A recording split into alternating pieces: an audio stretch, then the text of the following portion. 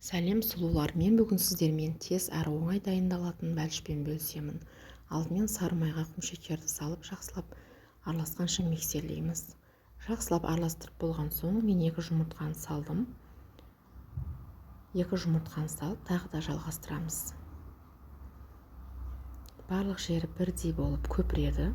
Жұмыртқамыз осылай аппақ болып көпіргенше миксерлейміз. Барлық жерін бірдей қылып араластырып аламыз. Сосын барып мен ұнды електен өткізіп салдым. Ұнға 1 шай қасық қопсытқышты салып жібердім. Ұнымызды салып алған соң тағы да жақсылап араластырамыз. Қамырымыздың барлық жері бірдей біркелкі болып шығуы тиіс. Осылай сұйықтау әдемі болып қамырымыз дайын болады. Дайын болған қамырға мен 1 шай қасық корицаны салып жібердім. Корицаны салып болған соң тағы да жақсылап миксерлейміз. Қамырымыздың барлық жері біркелкі болуы тиіс. Сосын дайын болған қамырды қалыпқа салып аламыз. Қамырымызды қалыпқа салып, барлық жері біркелкі болғанша әдемілеп жақсылап реттеп аламыз.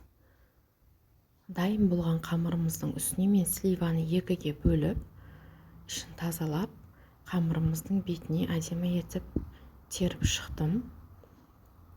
Сливаны теріп болған соң мен 1 шай қасық құмшекерді сеуіп жібердім.